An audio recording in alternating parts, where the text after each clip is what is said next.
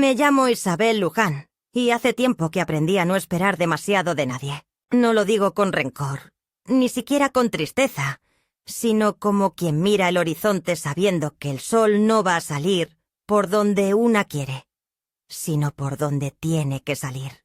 Tengo 78 años y vivo sola en la misma casa donde crié a mi único hijo, Julián. La misma casa que levantamos con mis propias manos y las de mi marido, Ernesto.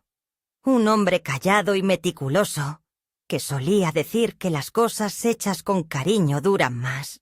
Él murió hace ya 22 años, justo un mes después de que naciéramos abuelos por primera vez. Desde entonces, mi vida se fue achicando poco a poco, como esas sábanas viejas que con los años pierden la forma pero siguen siendo suaves.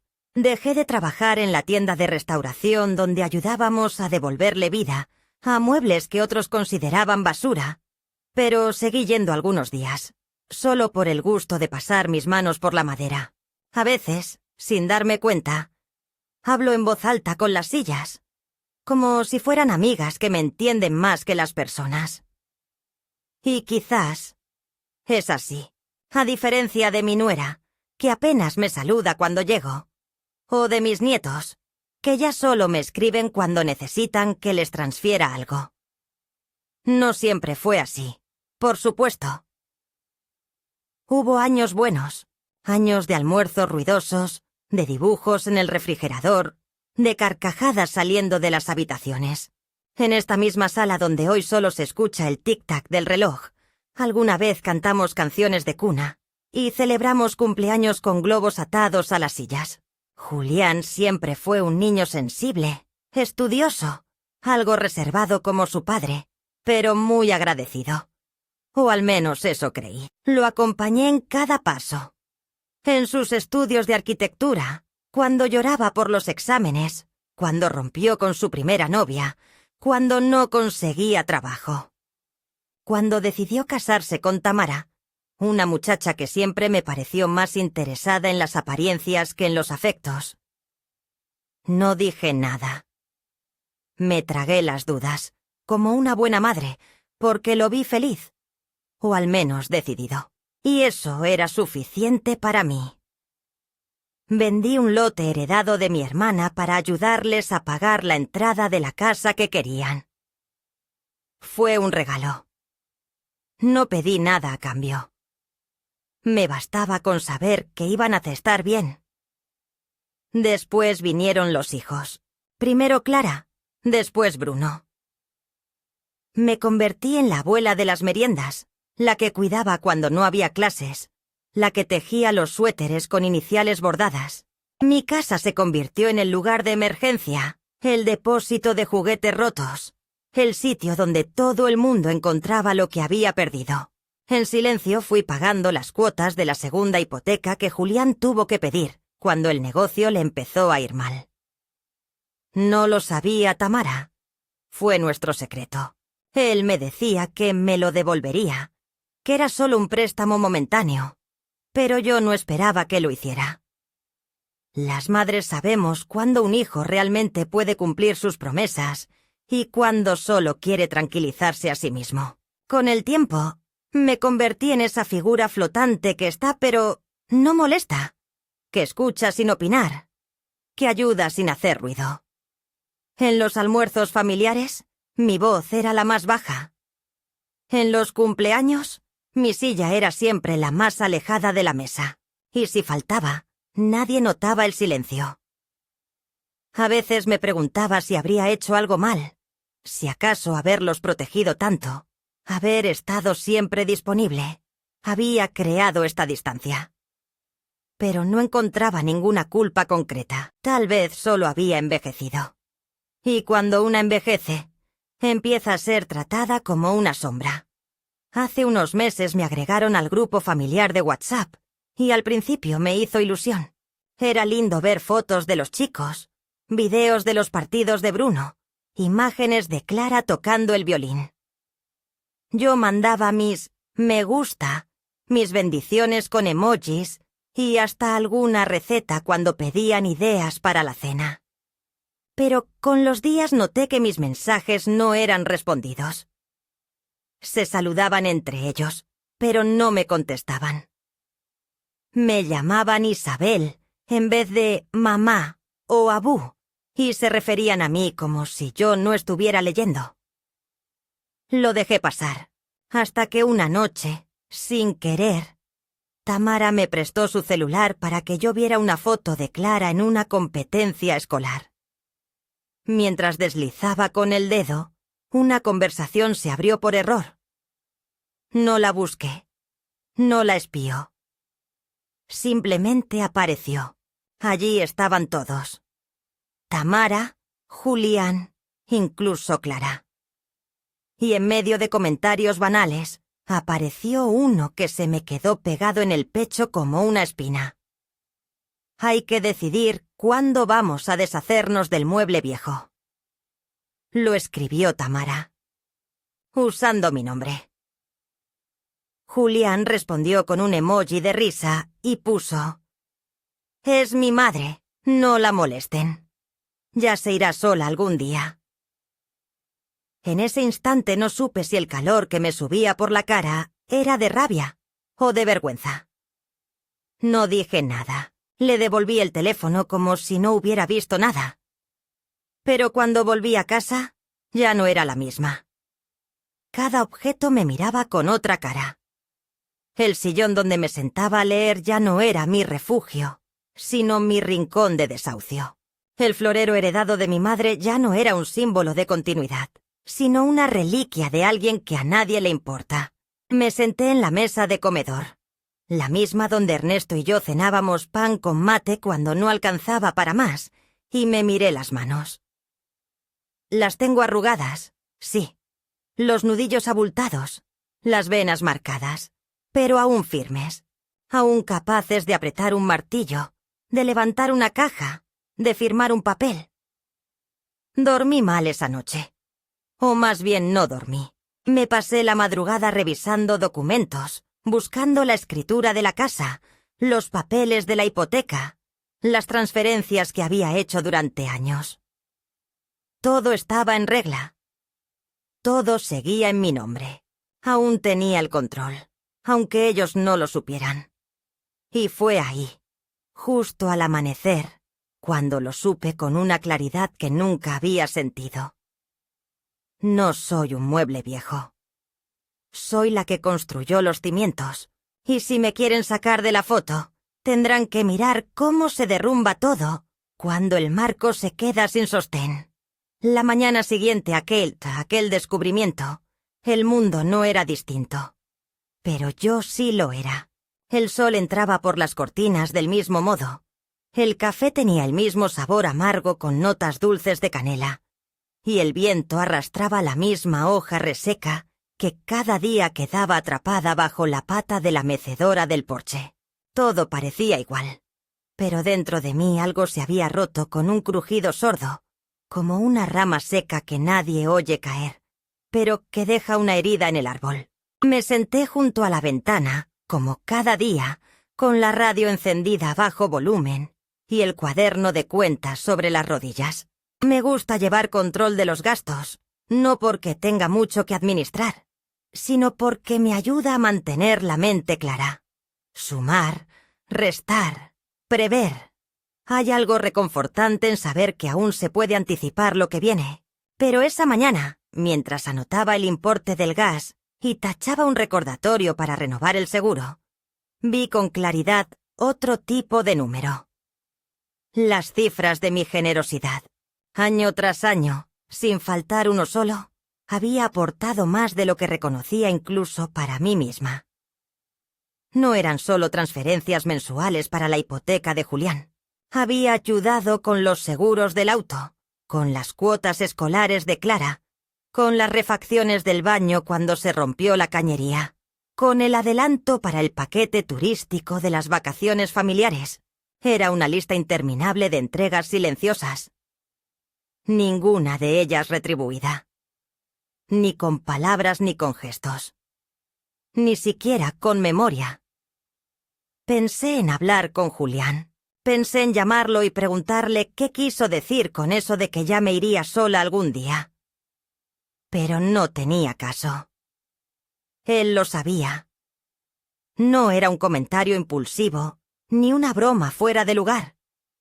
Era una verdad que sentía tan suya que no necesitaba ocultarla. Ya no me ve como madre, sino como peso. Como esa silla que uno no tira porque es de la abuela, pero que molesta cada vez que se necesita espacio para algo nuevo. Decidí no decir nada, al menos no todavía. Las palabras, como los clavos, hay que saber dónde y cuándo clavarlos, y yo llevaba años aprendiendo a martillar el alma con más precisión que un carpintero. Esa misma tarde me llamaron para invitarme a una comida, solo con la familia. Iban a celebrar el ascenso de Tamara, que había sido promovida a jefa de área en la empresa de cosméticos donde trabajaba. Lo dijeron como si fuera un evento especial, aunque yo sabía que no era la primera vez que pasaba algo así, y que lo importante no era la celebración, sino la imagen. Las redes sociales y los brindis falsos, las sonrisas medidas para la foto, el despliegue de un cariño prefabricado para la mirada de los demás. Acepté con la voz tranquila, sabiendo que no lo hacían por mí, sino porque sería mal visto no invitar a la abuela. Me dijeron que no me preocupara por llevar nada, que ya tenían todo cubierto. Lo agradecí, aunque sabía que lo que querían decir era: no traigas nada que desentone. Aún así, decidí hornear un pastel de naranja con glaseado de limón. La receta que le gustaba a Julián cuando era niño, aquella que pedía en sus cumpleaños. Lo decoré con cuidado, como quien embellece una herida para que no duela tanto. Y me puse mi vestido azul con flores pequeñas, ese que aún me hacía sentir digna. Aunque las costuras ya empezaban a rendirse por la edad de la tela y del cuerpo que lo sostenía. Llegué a la casa unos minutos antes. Me gusta ser puntual. No por rigidez, sino por respeto. La casa, amplia y moderna, con el jardín recién cortado y un auto nuevo en la entrada, me pareció más ajena que nunca. No era solo una diferencia estética. Era como si ese espacio hubiera sido construido precisamente para dejarme afuera. Me abrió la puerta Clara, con su celular en la mano, y apenas murmuró un «Hola, abuela». Sin mirarme, Tamara apareció poco después, con una copa de vino en una mano y el teléfono en la otra. Su sonrisa era de cortesía, como las que dan los dependientes de tiendas caras cuando saben que no vas a comprar nada. Me dio un beso en la mejilla sin tocarme realmente, y dijo algo sobre lo bien que me veía, pero ya estaba girando sobre sus tacones hacia la cocina. No preguntó por el pastel. Ni siquiera se fijó en que lo llevaba. Lo dejé sobre la encimera de mármol con un nudo en el estómago que ni el azúcar podía disolver. La casa estaba llena de voces, pero ninguna me hablaba. Me senté en una esquina del sofá, junto a una lámpara que no encendieron, mientras ellos conversaban en torno a la isla de la cocina. Hablaban de inversiones, de series, de restaurantes caros, de viajes. Hablaban entre ellos, como si yo no estuviera. Yo asentía de vez en cuando, por si alguien me miraba. Pero no lo hacían. Fui invisible durante casi una hora, hasta que Tamara, con una risa forzada, alzó su copa y propuso un brindis. Dijo que el éxito era el fruto del esfuerzo y que la familia era el mayor apoyo. Julián asintió, con su mano en la espalda de ella. Clara grababa un video. Bruno masticaba sin interés. Cuando Tamara terminó su discurso, alguien mencionó hacer una foto grupal. Todos se movieron, se alinearon, se acomodaron frente al ventanal. Yo me acerqué, por inercia, por costumbre, por esperanza. Pero cuando Julián vio que caminaba hacia ellos, hizo un gesto con la cabeza. No de rechazo, no de enojo, sino de cálculo. como quien piensa, ella no queda bien en la imagen. Y entonces lo escuché. No fue un grito, ni una exclamación. Fue un susurro apenas audible, dicho por Tamara al oído de Clara, pero lo suficientemente claro para mí. «Ya está aquí el mueble viejo. Apúrate antes de que se siente». Ambas se rieron y tomaron la foto sin mí. No supe si dejar el pastel, llevármelo, estrellarlo contra el suelo. No supe si debía gritar, llorar, preguntar qué hice para merecer eso. Pero no hice nada. Caminé con calma hacia la entrada. Recogí mi bolso y salí sin hacer ruido. Nadie me detuvo. Nadie me preguntó a dónde iba. Ni siquiera Clara, que vio cómo me alejaba por la ventana, dijo nada. Y mientras bajaba los 3 escalones del porche, comprendí lo esencial. Yo ya no era parte de esa casa.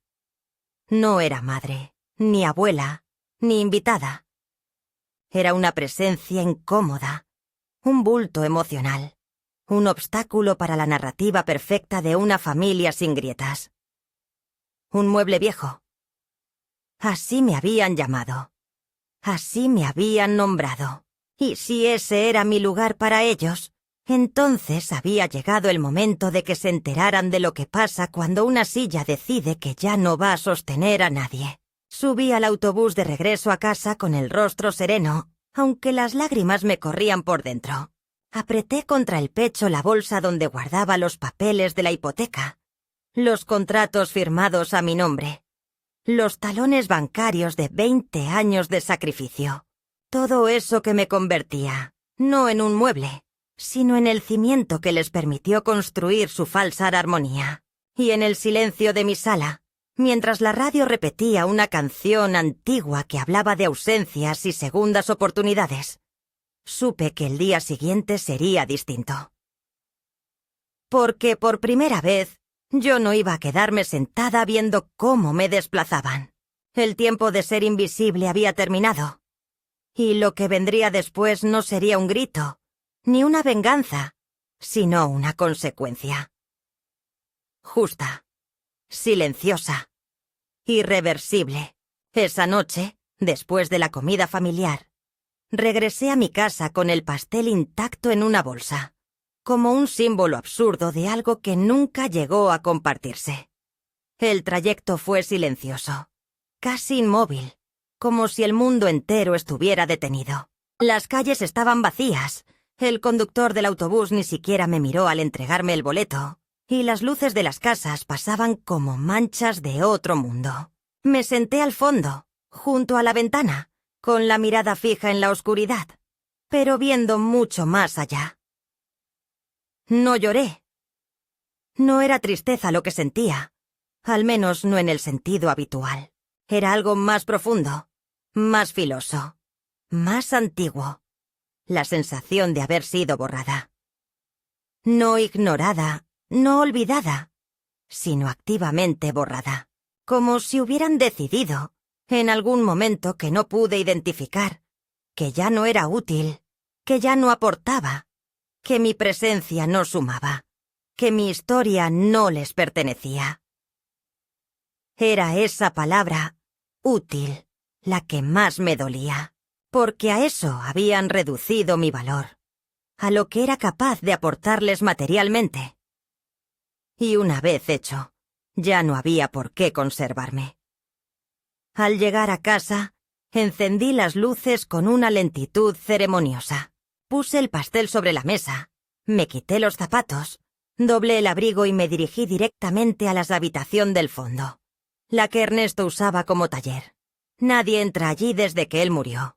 Es un santuario silencioso, lleno de olor a madera seca y aceite para bisagras, con herramientas colgadas en la pared, cuadernos de croquis amarillentos y una radio vieja que aún funciona cuando la golpea suavemente por un costado.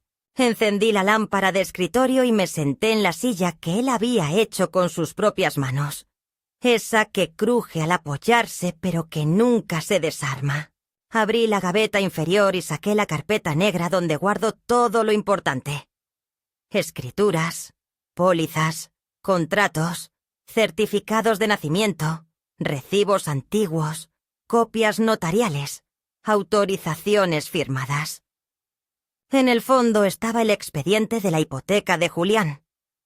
No la original, sino la que refinancié hace 6 años para que él pudiera salvar el negocio cuando estuvo a punto de quebrar. La firmamos en silencio, en la oficina del notario, mientras Tamara estaba de viaje con los niños. Julián me besó la frente al salir y me prometió que era la última vez que iba a pedirme algo. «Estoy en deuda con vos, mamá», me dijo. Y yo le creí, porque las madres creemos hasta el final. Desplegué los papeles sobre la mesa con una calma que no sentía, como si revisar cada línea fuera una forma de entenderme a mí misma. Leí los montos, los plazos, los intereses pagados, y cada cifra me parecía una pequeña traición, no por lo que significaban económicamente, sino por lo que habían callado emocionalmente. Durante años había sido la columna invisible que sostenía la fachada de esa familia, y ahora me decían, mueble viejo. El contraste era grotesco. Me levanté, fui a la cocina, puse agua a hervir y preparé una taza de té de manzanilla con miel. El vapor subía en espirales que me recordaban los rizos de Clara cuando era niña. Solía quedarse dormida en mi regazo después del jardín, y yo me quedaba inmóvil durante horas para no despertarla. Recordé esas tardes como quien recuerda una novela que no escribió, pero conoce de memoria. Me pregunté en qué momento cambiaron. ¿Cuándo fue que empezaron a mirarme con esa mezcla de fastidio y condescendencia? Tal vez siempre estuvo ahí, y yo, ciega de amor, no lo vi. Tal vez fui yo quien permitió que me redujeran a ese papel. Con la taza en la mano, volví al taller. Encendí la computadora y abrí la carpeta digital con todos los pagos que había hecho. El sistema del banco online me devolvía números que ya conocía, pero que ahora parecían otros. Era una suma considerable, más de lo que una jubilada debería haber cubierto sin vacilar. Pero nunca lo viví como un sacrificio. En su momento fue un acto de amor. Ahora, bajo otra luz, era una crónica de abuso emocional disfrazado de necesidad. Decidí, sin más rodeos, que esa historia debía terminar. Ya no iba a pagar una deuda que no era mía.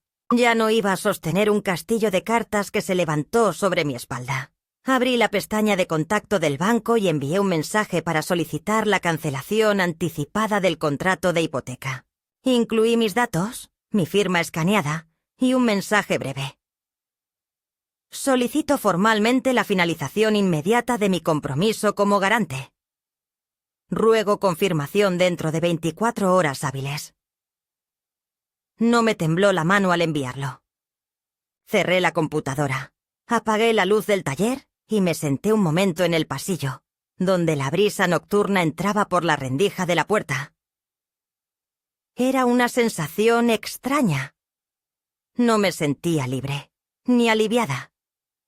No todavía, pero sí sentía algo parecido a una recuperación. Como si un fragmento de mí que había estado dormido comenzara a desperezarse. Pensé en Ernesto. Si estuviera aquí, probablemente no habría permitido que las cosas llegaran tan lejos. O tal vez sí. Él también era un hombre de silencios, de dejar pasar para no romper la paz.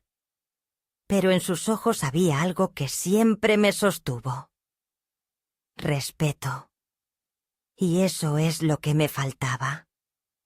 Lo que me arrancaron sin que yo me diera cuenta. El respeto. Esa noche dormí poco, pero profundamente. Soñé que caminaba por una casa sin puertas. No había forma de cerrarse a nada, ni de encerrarse. Todo estaba abierto, iluminado, sin rincones oscuros. Cuando desperté, supe que había tomado el camino correcto. Al día siguiente el teléfono no paró de sonar. Primero fue Julián. Su voz era un susurro enmarañado de ansiedad. Me preguntó si había algún error en el banco, si sabía que habían congelado los fondos de la hipoteca. Fingí sorpresa. Le dije que ya no estaba en condiciones de seguir sosteniendo eso, que necesitaba cuidar de mi vejez, que él tenía su familia, sus ingresos, sus recursos. Yo solo tenía mi jubilación. Hubo un silencio largo. Después dijo algo así como: «Pero, mamá, no podés hacer esto sin avisar».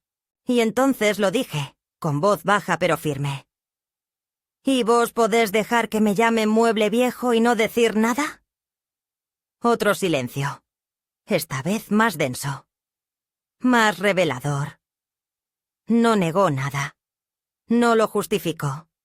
No dijo que lo sentía. Solo respiró hondo y colgó. Después fue Tamara. Pero yo no atendí. No tenía nada que decirle. En ese momento, más que en ningún otro, comprendí que el amor sin memoria es una forma de egoísmo. Y yo había amado demasiado sin exigir que me recordaran. Me pasé la tarde limpiando la casa, abriendo ventanas, tirando papeles viejos, lavando las cortinas. Era como una especie de exorcismo, un ritual de reocupación.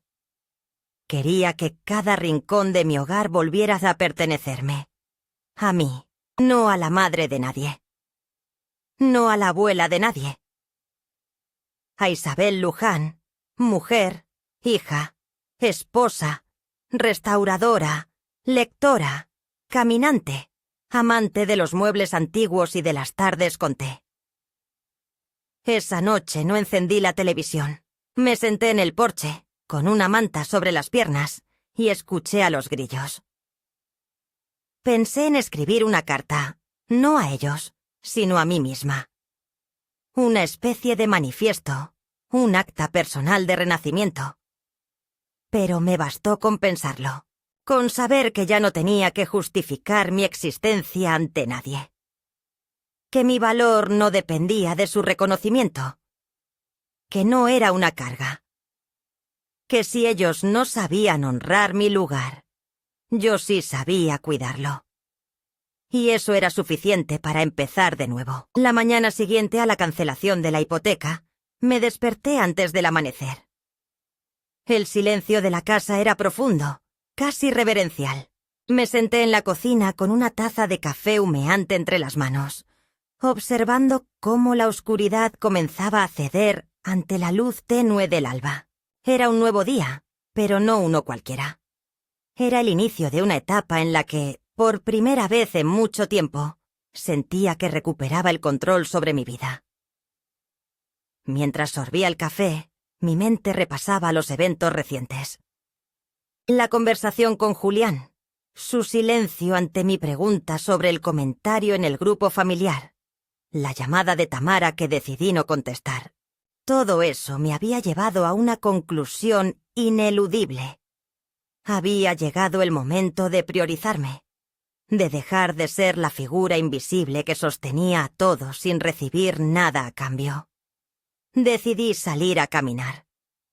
El aire fresco de la mañana me recibió con una caricia suave, y el crujir de las hojas bajo mis pies me recordó que estaba viva, presente, y que cada paso que daba era una afirmación de mi decisión. Pasé por el parque donde solía llevar a Clara y Bruno cuando eran pequeños. Las risas de otros niños llenaban el espacio, y por un momento me permití sonreír al recordar aquellos tiempos. Pero no sentí nostalgia, sino una especie de gratitud por haber vivido esos momentos, y una determinación renovada de no permitir que esos recuerdos fueran empañados por el presente. Al regresar a casa, encontré un sobre en el buzón. Era una carta de Julián. La abrí con manos temblorosas y leí sus palabras cuidadosamente escritas. Me pedía disculpas por lo sucedido. Decía que había sido un malentendido, que Tamara no había querido ofenderme, y que todo se había salido de contexto. Pero entre líneas percibía una falta de sinceridad, una intención más orientada a restablecer la comodidad de su vida que a reconocer verdaderamente el daño causado. Decidí no responder de inmediato. En su lugar, me dediqué a reorganizar la casa. Saqué cajas con objetos que había guardado durante años. Fotografías, cartas, pequeños recuerdos que me conectaban con mi pasado. Cada objeto tenía una historia, un fragmento de mi vida que merecía ser recordado y valorado. Al revisar una vieja caja, encontré un cuaderno donde solía escribir pensamientos y reflexiones. Al leer mis propias palabras de años atrás, me di cuenta de cuánto había cambiado, de cómo había permitido que mi voz se apagara poco a poco. Esa noche, me senté en el porche con el cuaderno en las manos y comencé a escribir de nuevo. Las palabras fluían con una facilidad que no sentía desde hacía mucho tiempo. Escribí sobre mis sentimientos, mis decisiones, mis esperanzas. Fue un acto liberador, una forma de reconectar conmigo misma y de afirmar mi identidad más allá de los roles que me habían impuesto. En los días siguientes, comencé a establecer nuevas rutinas. Me inscribí en un taller de restauración de muebles, algo que siempre me había apasionado, pero que había dejado de lado por atender las necesidades de los demás. Allí conocí a personas con intereses similares. Compartimos historias, técnicas y, sobre todo, una camaradería que me hacía sentir parte de algo significativo. Una tarde, mientras trabajaba en la restauración de una antigua silla, recibí una visita inesperada. Era Clara. Se acercó con timidez, con una expresión de arrepentimiento en el rostro. Me dijo que había estado reflexionando sobre lo sucedido, que se sentía mal por no haberme defendido, por haber sido cómplice del silencio. Sus palabras eran sinceras, y por primera vez en mucho tiempo, sentí que alguien realmente me veía, me reconocía. Hablamos durante horas. Le conté sobre mis proyectos, mis sentimientos, mis decisiones. Ella escuchó con atención, sin interrumpir, sin juzgar. Al despedirse me abrazó con fuerza y me dijo: «Abuela, eres la raíz de esta familia. No dejes que nadie te haga sentir menos». Sus palabras resonaron en mi corazón, y comprendí que, aunque algunos vínculos se habían deteriorado, otros podían fortalecerse. Esa noche, al acostarme, sentí una paz profunda. Había atravesado una tormenta emocional, pero había salido fortalecida. Había recuperado mi voz, mi espacio, mi dignidad. Y aunque el camino por delante aún presentaba desafíos, sabía que estaba preparada para enfrentarlos con la cabeza en alto y el corazón firme. La paz que sentí aquellas primeras noches tras haber cortado el cordón invisible que me ataba a la hipoteca de mi hijo fue, en muchos sentidos, una ilusión luminosa, una tregua breve. Porque en toda historia donde alguien rompe un silencio largo, donde una mujer mayor decide ya no agachar la cabeza, no tarda en llegar la reacción del entorno. Y en mi caso, no fue una excepción. La calma fue apenas un espacio entre dos tormentas. El mismo lunes, a las 8:23 de la mañana, mi celular empezó a vibrar con insistencia. Al principio pensé que era alguna alerta del banco, algún documento pendiente, o incluso uno de esos mensajes automáticos que te ofrecen seguros que no pediste. Pero no, era Julián. 5 llamadas perdidas, luego un mensaje de voz, tan largo que ocupó 2 pantallas. No lo escuché de inmediato. Me limité a observar la pantalla, a respirar despacio, como quien sabe que del otro lado hay una batalla que se aproxima, inevitable. Decidí prepararme un café antes de enfrentar la tormenta. Una pequeña ceremonia de defensa. Hervir el agua. Verter el grano molido con precisión. Respirar el aroma espeso que me devolvía algo de control. Cuando finalmente escuché el mensaje, no fue rabia lo que sentí. Fue una mezcla de decepción, vergüenza ajena y un dejo de lástima. Julia me acusaba de haberlo traicionado públicamente, de haberlo debilitado financieramente frente a su esposa, de haber expuesto a la familia ante el banco y ante los vecinos. Hablaba como un niño que ha perdido un juguete, no como un hombre que se enfrenta a las consecuencias de una vida sostenida por otros. No había una sola palabra de autocrítica, ni una pregunta por mi bienestar, ni una pizca de comprensión. Solo una queja tras otra, como si yo fuera un engranaje que de pronto decidió no girar más. Luego vino la parte más grotesca. Me pidió que rectificara, que volviera pues a poner la hipoteca a mi nombre, aunque fuera de forma simbólica, solo hasta que se acomodaran las cosas. Me tomó exactamente 6 segundos decidir qué hacer. Marqué su número. Contestó al tercer tono. «Hola, mamá», dijo, con esa voz que usaba de adolescente cuando llegaba tarde y trataba de sonar inocente. Le dije que pasara por casa si quería hablar. No por teléfono, no por mensajes. A la cara, como las personas que aún se deben respeto. Llegó una hora después, solo, con el rostro tenso, el cuerpo rígido, las manos apretadas como si llevara dentro una batalla que no sabía cómo ganar. Apenas cruzó la puerta. No me abrazó, no me preguntó cómo estaba. Solo dijo, «Tenemos que hablar». Asentí y lo conduje al comedor, donde ya lo esperaba una carpeta de documentos y 2 tazas de té. Por cortesía, no por cariño. Durante los primeros minutos habló solo él. Repetía los mismos argumentos que había dejado en el mensaje. Que la casa estaba en juego. Que Tamara estaba fuera de sí. Que Bruno tenía exámenes y Clara un viaje escolar. Y que él estaba lidiando con todo eso. Yo escuchaba sin interrumpir, sin emitir juicio. Solo lo miraba. A veces el silencio es más elocuente que 1000 gritos.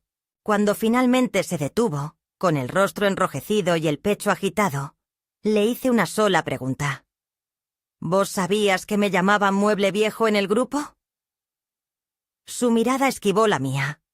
Bajó la cabeza. No dijo nada. «¿Lo sabías?» Repetí, esta vez sin titubear. Asintió levemente. Entonces me levanté. Fui hasta el aparador y tomé una caja de madera que Ernesto había fabricado cuando nació Clara. Se la extendí a Julián. «Abríla», dije. Dentro había copias de todas las transferencias que había hecho en 20 años. Cada cheque, cada recibo, cada plan de pago. También una copia de la escritura de mi casa, del testamento actualizado, de la cesión del departamento a nombre de Clara. Lo vio todo. Lo leyó. Y por primera vez, noté que no podía sostener el peso de sus propias decisiones. «No sos vos quien está en juego», le dije con voz baja pero firme. «Soy yo. Lo estuve siempre. Y me cansé, cansada de pagar, de callar, de sonreír mientras me arrinconan. Esta casa la levantamos con tu padre. Esta silla donde estás sentado la restauramos juntos. Cada objeto que ves tiene historia. Y no voy a permitir que me conviertan en una nota al pie. Así que no, Julián. No voy a rectificar. No voy a fingir que no vi lo que vi. No voy a volver a pagar una deuda que no me corresponde. Y no voy a permitir que me culpes por el derrumbe de algo que jamás debió construirse sobre mis espaldas». Se levantó sin decir palabra. Tomó los papeles, los guardó sin mirarme y salió. No se despidió. No cerró la puerta. Las horas siguientes fueron una avalancha. Tamara me escribió un mensaje tan largo como una novela breve, acusándome de saboteadora, de egoísta, de resentida. Me dijo que estaba dividiendo a la familia, que mis actos eran tóxicos y que estaba arruinando el futuro de sus hijos. No contesté. ¿Para qué? Las palabras, cuando vienen de un corazón que solo conoce el interés, no merecen respuesta. Pero esa misma tarde, Clara volvió a casa. Traía una caja con sus cosas y los ojos hinchados. Me abrazó fuerte. No dijo mucho. Solo que no quería estar en esa casa por ahora. Que necesitaba aire. Que no soportaba la forma en que hablaban de mí. La recibí sin preguntas. Le preparé una cama, calenté una sopa y puse a hervir leche con canela. Porque a veces, lo más revolucionario que puede hacer una mujer vieja es seguir siendo tierna en medio del desgarro. En los días que siguieron, se sucedieron las llamadas, los correos, las presiones. El banco confirmó la cancelación definitiva de la hipoteca. Julián tuvo que asumir el monto pendiente con nuevas condiciones. Tamara estalló en redes sociales con mensajes crípticos que sus amigas interpretaban con emojis y frases de autoayuda. El círculo social se enteró. Algunos me enviaron mensajes de apoyo. Otros, silencio. Pero a mí ya no me importaba. No buscaba aplausos ni redención. Solo verdad. Clara me ayudó a limpiar el altillo, a mover muebles, a donar ropa vieja. Hablábamos mucho. Ella, desde sus 17 años, comprendía más que muchos adultos. Y cada vez que me tomaba de la mano y decía, «Gracias por no dejarte borrar», algo dentro de mí se enderezaba. Una tarde, mientras acomodábamos libros, encontró uno de Ernesto, un manual de restauración de sillas estilo colonial. En la primera página había una nota que me escribió una semana antes de morir. Para Isabel, mi compañera, que sabe dar nueva vida a todo lo que toca. Lloré en silencio. Clara me abrazó sin decir palabra. A veces, el amor verdadero no necesita más que eso. Presencia. Al anochecer subimos al porche con una manta y una taza de té. El cielo se llenaba de estrellas. Y yo, por primera vez en décadas, no me sentí rota ni sola. Me sentí entera. Porque había recuperado mi lugar en el mundo. No como madre, ni como abuela, ni como garante de deudas ajenas, sino como mujer, como Isabel. La calma que siguió a la llegada de Clara fue tan inesperada como reparadora. En las semanas posteriores, la casa recuperó un ritmo que creía perdido. El de los pasos suaves por el pasillo, el olor de pan tostado por las mañanas, el sonido de una risa joven que no juzga ni exige, que simplemente está. Clara se había adaptado a ese espacio con una naturalidad que me conmovía, sin dramatismos ni proclamas. No hablaba mal de sus padres, pero tampoco los defendía. Sabía que ciertas heridas no se sanan con explicaciones, sino con presencia paciente. Mientras tanto, yo seguía con mis actividades. Las clases de restauración, la limpieza de los armarios, las caminatas por el barrio donde algunos vecinos, sin decir nada, me saludaban con un leve asentimiento, como si hubieran leído entre líneas todo. Lo que no se publicaba. Una mañana de sábado, mientras preparábamos juntas un bizcochuelo de manzana, Clara me mostró algo que me dejó inmóvil. Su madre había publicado una historia en redes donde sugería que yo estaba senil, que había tomado decisiones financieras manipulada por otras personas, que era una anciana confundida que creía estar haciendo justicia mientras destruía a su propia familia. No mencionaba nombres, pero bastaba con una mirada para saber que hablaba de mí. Lo más triste no fue la calumnia, sino los comentarios que la secundaban, muchos de conocidos míos. Caritas tristes, mensajes de apoyo a Tamara, frases como mucha fuerza. Qué difícil tener que lidiar con estas cosas. Leí cada palabra con una calma inusual, como quien contempla el incendio de una casa que ya no le pertenece. Clara quiso responderles, defenderme públicamente, aclarar los hechos. Le pedí que no lo hiciera. Las redes sociales no son lugar para la verdad. Son el escenario de los que gritan más fuerte, no de los que tienen razón. Pero una cosa estaba clara. Aquello ya no era solo un conflicto familiar. Se había vuelto una cuestión de dignidad pública.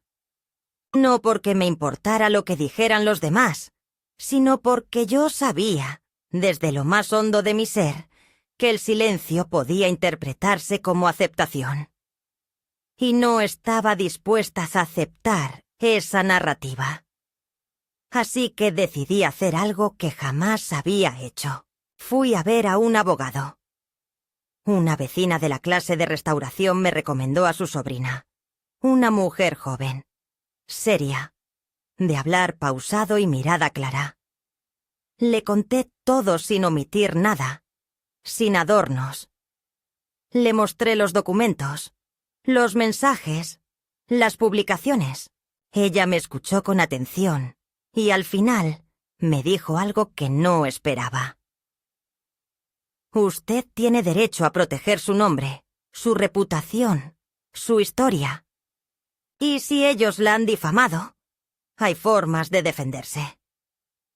Me explicó que no era necesario llegar a un juicio, pero que podía enviar una notificación formal, exigir que retiraran los mensajes, pedir una retractación. No por venganza, sino por reparación, porque las palabras también dejan cicatrices.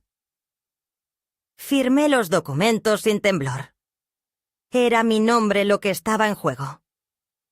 Mi legado. Y si bien nunca me interesó dejar herencias materiales, sí me importaba dejar un relato verdadero. La notificación fue enviada 3 días después.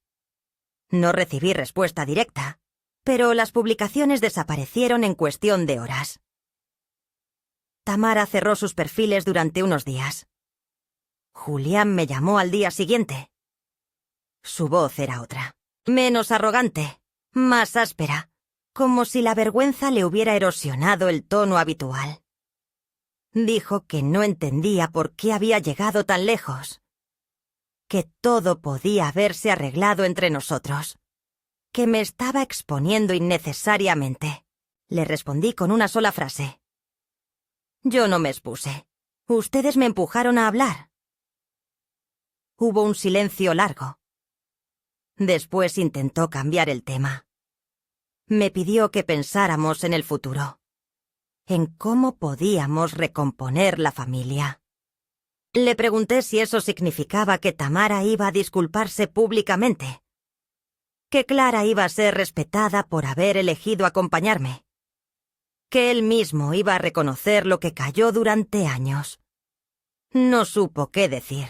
Entonces supe que no era un pedido de reparación, sino de control. Querían cerrar el tema, silenciar el escándalo, volver a la normalidad. Pero esa normalidad ya no existía. Porque yo ya no era la misma. Esa misma semana me llegó la confirmación del banco. Todos mis compromisos financieros estaban cerrados. No debía nada. No garantizaba nada. Era, por fin, libre. La misma tarde, recibí otra visita inesperada. Esta vez fue Bruno. Venía con una mochila y una mirada esquiva. Me pidió si podía quedarse unos días. Dijo que no soportaba los gritos, que extrañaba el silencio de mi casa, que quería estudiar sin interrupciones.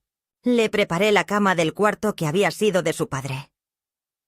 Mientras guardaba sus cosas en el armario, encontré, entre sus libros, un dibujo que me hizo cuando tenía 6 años. Yo sentada en el porche, con una taza de té y una sonrisa. Lo enmarqué esa noche y lo colgué en la entrada. No dije nada. Pero comprendí algo que me conmovió profundamente. No todos los vínculos están perdidos. Algunos solo necesitan tiempo para recordar. Al domingo siguiente, mientras tomábamos el desayuno, llamaron a la puerta. Era Tamara. Venía sola, con el rostro demacrado, sin maquillaje, sin adornos. Pidió hablar. Le dije que podía pasar, pero que Clara y Bruno debían estar presentes. Ella accedió. Nos sentamos los 4 en la sala. La misma sala donde durante años fui invisible. Esta vez, yo era el centro. Tamara habló con una voz que oscilaba entre la vergüenza y la costumbre. Dijo que lamentaba lo que había dicho, que no midió las consecuencias, que se sintió presionada, que tuvo miedo de perder su estabilidad. No habló de mí con ternura, pero sí con una especie de respeto resignado. Me pidió que la perdonara, que no por ella, sino por sus hijos. Que quería que la familia pudiera volver a reunirse. Le respondí con honestidad. Le dije que yo no estaba en guerra con nadie, pero que tampoco iba a fingir que todo estaba bien. Que lo que me habían hecho no era solo un error, sino una forma de violencia. Que ser llamada mueble viejo era apenas la punta del iceberg. Que lo más doloroso fue el silencio de quienes sabían y no dijeron nada. Le dije que podía perdonarla como persona, pero que como madre de mis nietos, debía demostrar con actos que estaba arrepentida. Que no bastaba con pedir disculpas. Que debía reconstruir, paso a paso, el vínculo con Clara. Que debía dejar de manipular a Julián.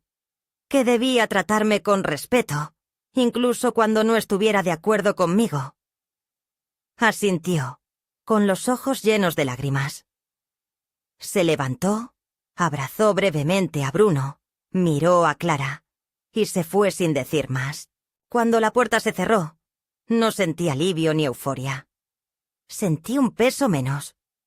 Como cuando se suelta una piedra que llevaste tanto tiempo que te habías acostumbrado a su forma. Esa noche, cenamos juntos, los 3, en la mesa de la cocina. Comimos sopa caliente, pan casero y queso fresco. Clara puso música suave. Bruno habló de sus clases. Yo los escuchaba, y por dentro algo se acomodaba. No era una victoria, ni un final feliz. Pero sí era un renacer. Y eso, a mi edad, es más que suficiente. Han pasado 3 meses desde aquel día en que Tamara cruzó el umbral de mi casa, con la mirada baja y el alma en silencio. Desde entonces, las cosas no han vuelto a ser como eran, pero tampoco lo deseo. La familia no es un rompecabezas al que siempre se le puedan devolver las piezas, ni un álbum de fotos donde todo encaja en una pose perfecta. La familia es más bien un tejido irregular, con hilos que se tensan, se enredan y a veces se rompen, y aunque uno pueda volver a coserlos, la costura siempre se ve. Y eso está bien, porque es la señal de que algo se sostuvo con esfuerzo, de que hubo una grieta, sí, pero también voluntad de no dejar que se deshiciera todo. Clara sigue viviendo conmigo, aunque ahora va y viene con más libertad. Ha empezado a trabajar algunas tardes en una librería del barrio, y cuando llega, me cuenta lo que leyó, lo que escuchó, lo que sintió. Ya no necesita justificar su afecto, y yo tampoco la envuelvo en culpas o gratitudes. Simplemente compartimos la casa, los días, los silencios. Bruno volvió a casa de sus padres después de 2 semanas, pero desde entonces viene cada sábado a almorzar conmigo. Me trae flores de la feria, pan de masa madre, libros prestados. A veces ayuda a Clara con la computadora. A veces solo se sienta a mirar el jardín. No hemos hablado mucho de lo que pasó, pero eso tampoco hace falta. El afecto verdadero no siempre necesita explicarse. A veces basta con saber que alguien llega, que alguien se queda, que alguien te elige sin condiciones. Julia no volvió a mi casa desde la última conversación. Manda mensajes breves en fechas marcadas. Mi cumpleaños, el aniversario de papá, algún comentario sobre el clima o la salud. Los leo con una mezcla de cariño viejo y distancia serena. No hay rencor.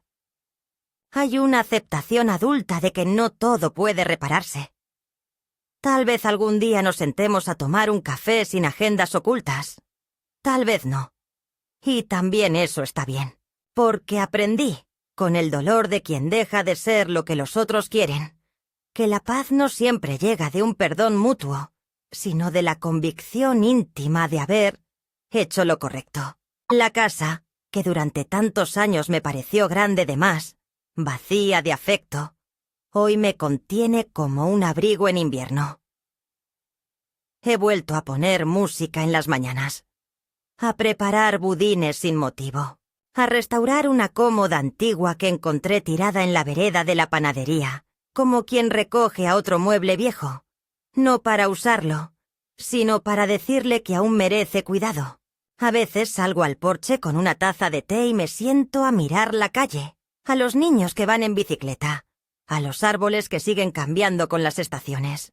Y me digo, casi en voz baja, que he llegado a donde necesitaba estar. No en el centro de nada, pero tampoco en la periferia del afecto. Algunas vecinas me preguntan si extraño la vida de antes, los domingos con la familia entera, las cenas en conjunto, las fotos grupales. Les respondo que no extraño lo que era falso, que lo que se rompió quizás ya estaba roto desde antes, solo que nadie lo miraba de cerca. Y que si hubo un precio por recuperar mi dignidad, lo pago cada día con gusto, porque ese precio no es dolor, sino verdad. Clara a veces me dice que lo que hice fue valiente. Yo le sonrío. No sé si fue valentía. Tal vez solo fue cansancio, o lucidez, o un acto final de amor propio. Pero sí sé algo. Cuando me llamaron mueble viejo, no me quebré. Me desperté. Y al despertar, entendí que no estaba obligada a quedarme en una historia donde ya no me querían escrita. Desde entonces, vivo no como una sombra del pasado, sino como una mujer que aún tiene manos firmes, palabras claras, y la capacidad de abrir las ventanas cada mañana para dejar que entre la vida.